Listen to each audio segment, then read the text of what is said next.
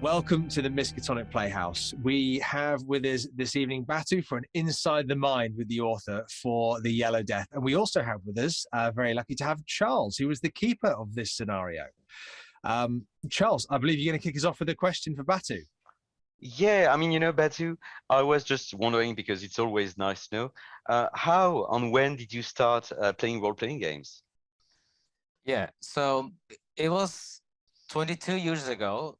I started with a small group of friends, our high school friends, with an AD&D box set, which was kind of vintage now, I guess, and just power playing, rolling dice and trying to kill monsters, and then we never stopped, I guess.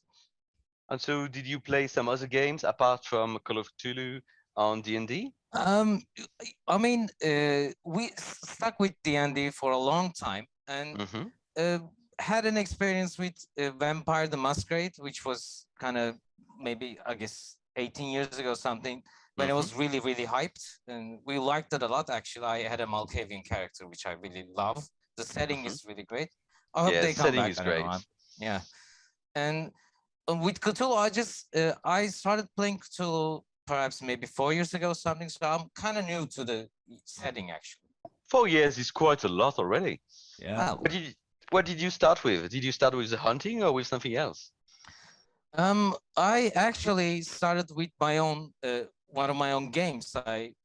Because I really liked the writing, the horror writing stuff, and Cthulhu seemed the perfect setting for the thing. So, and I really love Lovecraft and the Gothic horror and everything. So, my first experience was me being a keeper, basically trying to run my own scenario.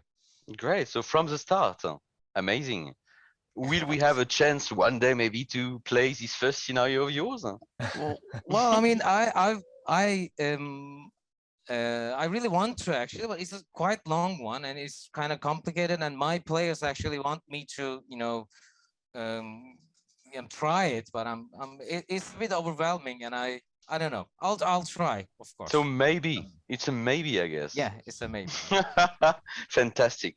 Thank you very much. I like that. There is a reality, isn't there, of this was my home game and this is how we did it, and I was able to tweak these things, and then turning that into a scenario. Wow, what a task in itself. But maybe it's a labor of love. Yeah, I hear that one. I have a similar story myself. Yeah. So we've got some questions that we like to kind of ask the authors because we just love the work and we love getting to know the community. So Batu, here's our first question. What are you most proud of with your scenario? Oh, why? Starting off with a tough one, I guess. Yeah. So I think it's the disease. I mean, the idea first came to me when I wrote this scenario during the pandemic. So it's, not a huge step from what I've been experiencing, for the past 2 years. But the tuberculosis stuff that I first looked into, Googled, and kind of felt the connection with, and the everything else came after the disease, basically. So that is what is basically is the foundation of the scenario. So I kind of like it. It's something that is not particularly explored, I guess.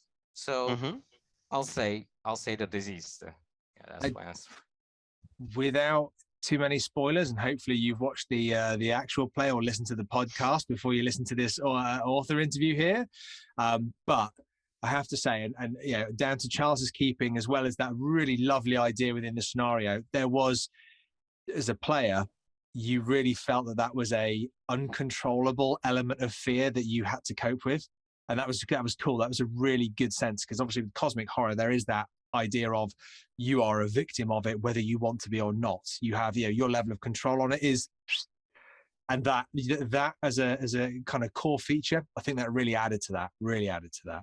Thank you. Yeah, I would totally agree with Newman here. The fact that the scenario is well packed in terms of just timing, and because the disease is something that you can't really control, I think it does add really like a nice layer of fear for the players. Yeah, absolutely. Okay, second question. What would be your advice to future keepers of your scenario? All right, so I ran this scenario, of course, when I first wrote it, and the first thing, I mean, most usual problem the all keepers run into, and that was my experience too, is that players do player things. So, and no plan, no scenario, no plot survives. I mean, their plotting. So, basically, the biggest advice for this scenario is just to read it. I mean, understand the plot, and I try to give a really detailed structure of the scenario. Actually, one of the criticisms that I got was that I overplotted it, and it's true actually. But I like to give as much information as I can, because I know that the stuff that is scheduled there will not happen. Because more you can improvise better, and you can just kind of get a gist of the plot, and handle the players better way. So don't expect the things to, happen as they're written, but I'm trying to understand the plot and the overall structure, and you're good to go, basically. And I there think is. that Oh, sorry, please, Batu, Charles. I mean, I think that Batu is underselling himself. I mean, it is extremely well plotted, and I don't think it is overplotted or anything, because as you said, it's Thank just you. like more elements for the keeper to actually play with. I mean, you just give us opportunities to do stuff and have fun. So I mean, as you said yourself, the players, you can't really predict what they're gonna do. I mean, they have crazy ideas in mind, and you don't know how they're gonna react. So you just give us many elements, and we try to play with them as much as we can. The idea is, in the end, for the players to have a good time. And so Exactly. I think that you did a pretty good job. There's Yeah. like many elements in it, and maybe they won't see everything, but that's perfectly fine. Yeah. You just have to make your peace with it. And the as a handout, a really lovely handout as well, is the day schedule within the hospital. I think that was really cool, because what I felt as a player when Charles presented that to us, he, via you and your writing, you're presenting almost not just a menu for the day for your characters, you're presenting a menu of options to explore as well, and things to go and investigate and try out. And obviously you can't do all of them, because if you choose to do that at that time, the thing before or after you might not be doing because you're doing that. So there's a nice sense of, I don't know, there's a nice sense of replayability with that, maybe, because you could do different things with that schedule each time. Exactly. Yeah. Thank you. I mean, those handouts are not just clues for the players to kind of, understand the plot. They are actually, guides that you can give players so they can actually understand how they interact with the game. So when I try to write a scenario, I always try to present a setting, because the plot is to the keeper. I mean, everybody has their own tastes, every player has their own needs and stuff. But the handouts actually give some kind of extra element to it, so you can actually mold this scenario, with those handouts. I like to do them too. I mean, it's fun to paint them and write them and everything. Yeah, no, I think they were great, and it was as I said, they really impacted, I think, the choices that were made. Okay, next question for you. And if someone asked me this question, I'd go, oh, blooming hell, I'm gonna have to think for a second. Is there a Miskatonic repository scenario that you would like to run? Well, there's too much good stuff in there. I just, off the top of my head, I cannot say one or the other. But what I want to do, actually, just to deflect your question, maybe, because I can't think of one. I'm sorry, but what I like to do is try to ask my players now that what kind of scenarios they want to be in, because I never do that. It's actually, the writing is kind of solitary thing, and you get inspired, you get down to writing and everything. But I usually treat my players as test subjects, and just put them inside these confinements and everything. So what I like to do is try to create some kind of interactive setting and try to run those. I'm really a shy person. I usually prefer my own stuff that I run, so I try to kind of expand. I can't really say anything other than that. I think that's an absolutely valid answer, and I think you're right. There is I don't know, sometimes there's a bit of freedom, isn't there, as well, if you're running something that you're kind of almost kind of creating in response to your players. And I think that's how a lot of the community content actually gets created, is similarly to, you know, a part of your origin story, Batu, is you might run something, play something, you know, homebrew, then go, actually, this has got a nice idea to it, or this has got something with it that other people might want to enjoy. Yeah. And sometimes the end product is really different from the original one. Yeah. But, you know, in the end, it does come from these original ideas that you created with your players. Yeah. Yeah. This whole thing started with keeper notes, basically. I just expanded on it. And that's the genesis of this Yellow Death book, basically. Yeah. Okay. And I do what? Oh, sorry. Go on, Charles. No, I was just wondering, within your huge cast of NPCs, do you have one that you really enjoy acting, or maybe just, you know, the persona of it, you know, someone that you really like? I like the artist, the photographer, actually, Mike, because I'm an NPC keeper, so I like improvising. I actually like to perform a lot.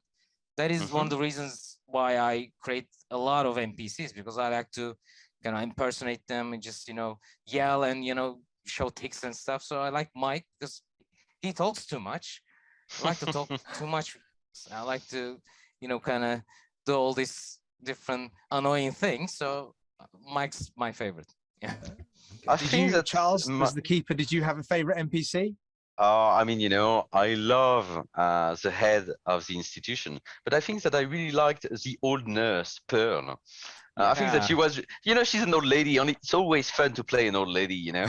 So, you know, I was just having fun with her. It was nice. Yeah.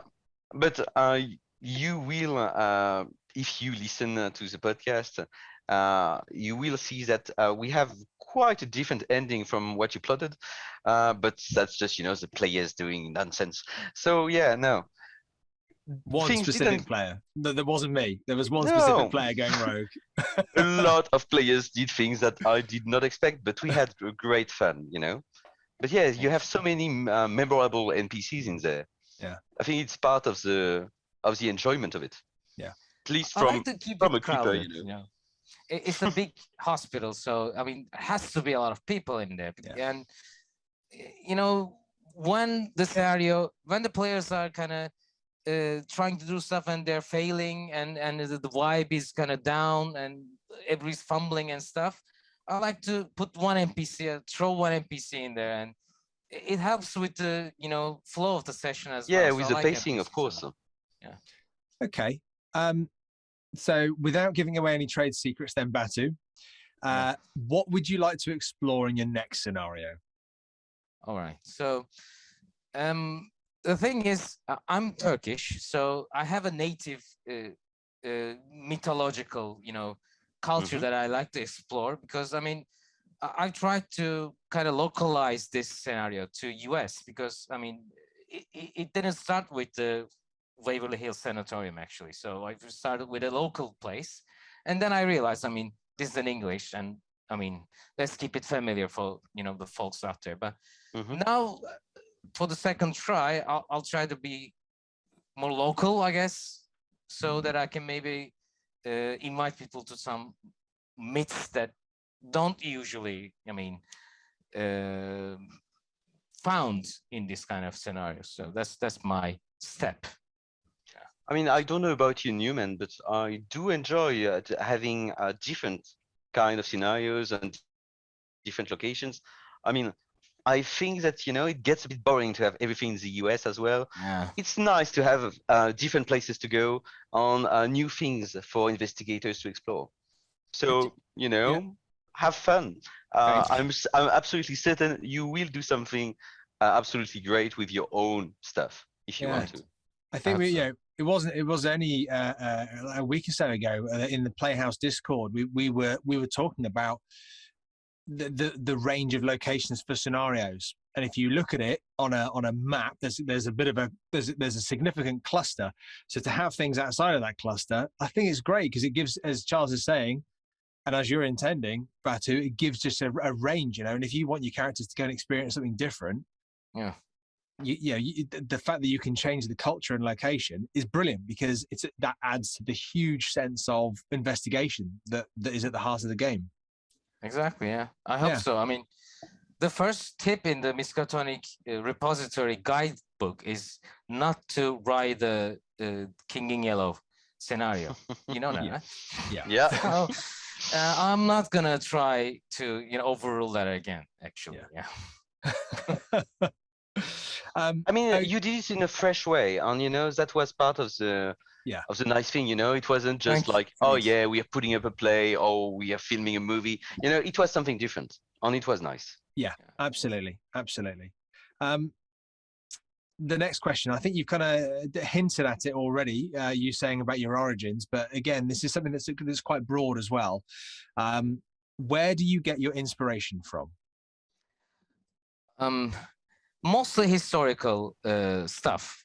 Yeah, I mean, this particular scenario was inspired from a YouTuber who went exploring this abandoned sanatorium in Istanbul, where I actually live.